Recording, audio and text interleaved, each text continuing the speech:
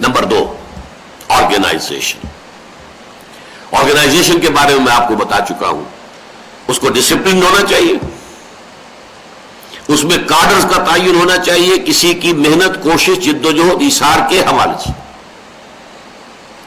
اب اس میں یہ ہے کہ اگرچہ میرے نزدیک دستوری جماعت سازی بھی حرام نہیں ہے، جائز ہے۔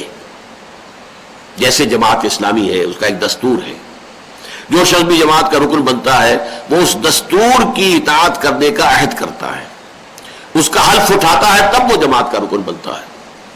تو گویا کہ جماعت کا اس کے اندر بھی ایک ڈسپلن ہے، لیکن وہ شخصی بیعت نہیں ہے۔ نہ مولانا مودودی نے خود بیعت لی تھی، نہ آج قاضی حسین احمد صاحب کے ہاتھ پر بیعت ہے، شخصی بیعت نہیں ہے۔ وہ بیعت کس کی ہے؟ دستور کی ہے۔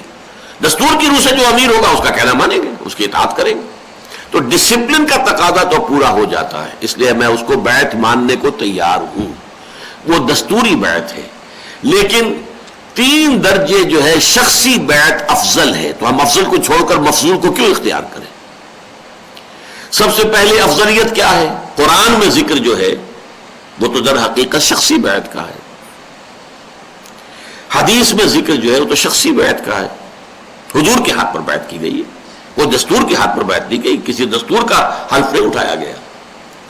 گویا کہ نصوص جن کو ہم کہتے ہیں، قرآن اور حدیث، یہ نصوص ہیں، تو منصوص بیعت جو ہے وہ شخصی بیعت ہے۔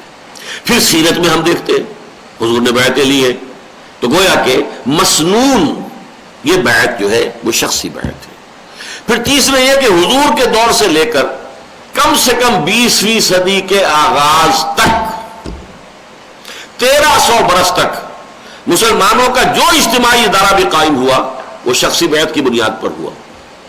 گویا کہ ہماری ہسٹوریکل ٹریڈیشن ہے، یہ معصور ہے، یہ ہماری روایات میں ہے۔ اگر تزکیہ نفس کے لیے کوئی تنظیم قائم کی گئی ہے، کوئی انتظام کیا گیا تو بیعت کی بنیاد پر، بیعت ارشاد جسے کہتے ہیں۔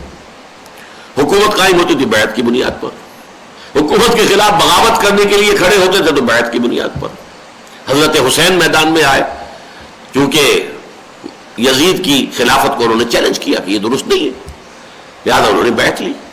وہ بیعت کرنے والے مڑ گئے، انہوں نے بیعت جو ہے فسخ کر دی، تو اس کا وبال ان پر ہوگا، حضرت حسین پر کوئی الزام نہیں آتا رضی اللہ تعالیٰ عنہ۔ پھر یہ کہ آپ کو معلوم ہے کہ پچھلی صدی میں جب یہ کولونیل سیلاب آیا ہے عالم اسلام میں اور سب مسلمان حکومتیں اس میں بہہ گئی ہیں، تو جتنے بھی ریزسٹنس موومنٹ شروع ہوئی ہے وہ سب بیعت کی بنیاد پر۔ مہدی سوڈانی سوڈان میں بیعت کی بنیاد پر انگریزوں کے خلاف جہاد کیا انہوں نے۔ جہاد کرنے کے لیے پہلے منظم چاہیے نا، قوت، تنظیم، جماعت، بیعت کی بنیاد پر تھی۔ سنوسی لیبیا میں اطالویوں کے خلاف جہاد کیا، بیعت کی بنیاد پر تنظیم۔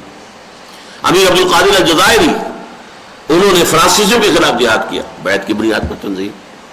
امام شامل روسیوں کے خلاف جہاد کیا، بیعت کی بنیاد پر تنظیم۔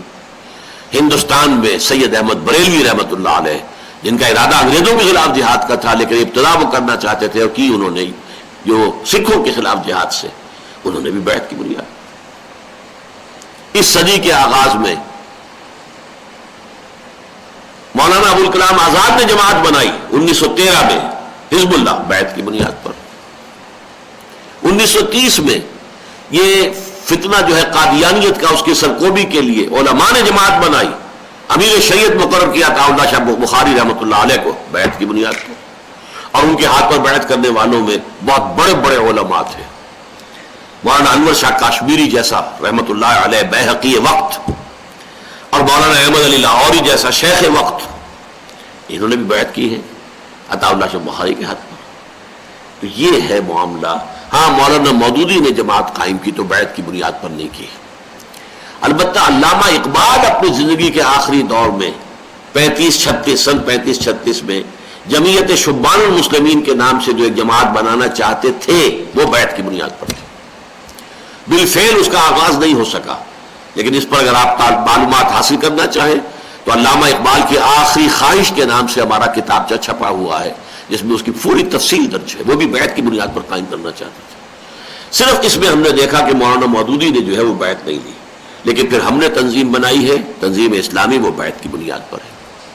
وہی حدیث متفق علیہ، بايعنا رسول الله صلى الله عليه وسلم على السمع والطاعة في العسر واليسر والمنشة والمكره وعلى عثرة علينا وعلى ألا ننازع الأمر أهله وعلى أن نقول بالحق أينما كنا لا نخاف في الله لومة لائم. ہم نے وہی حدیث جو ہے اس میں ایک لفظ کا اضافہ کیا، انی ابایعک علی السمع والطاعة فی المعروف. اطاعت جو اب ہوگی حضور کے بعد وہ مطلق نہیں ہے کہ جو حکم بھی وہ دے وہ ماننا پڑے گا، نہیں نہیں، وہ شریعت کے خلاف حکم نہیں دے سکتا. وہ کہہ دے میں نماز منسوخ کرتا ہوں تو نہیں، اس کی بیعت کر دی جائے گی. نماز منسوخ نہیں ہو سکتی. میں روزے منسوخ کرتا ہوں نہیں کر سکتا. تو فی المعروف انی ابایعک علی السمع والطاعة فی المعروف. باقی پوری حدیث وہی ہے، فی العسر والیسر والمنشط والمکرہ وعلی عثرة علی وعلی لا انازع الامر اہلہ وعلی نقول بالحق اینما کنت لا اخاف فی اللہ لومۃ لائم. تو یہ ہے میرے نزدیک حضور کا چھوڑا ہوا اسوہ. اس پر تفصیل سے پہلے گفتگو ہو چکی ہے. حضور کو کوئی بیعت لینے کی ضرورت نہیں تھی. آپ تو اللہ کے نبی، اللہ کے رسول تھے. آپ کی اطاعت تو ہر حال میں ہر کلمہ گو پر فرض تھی.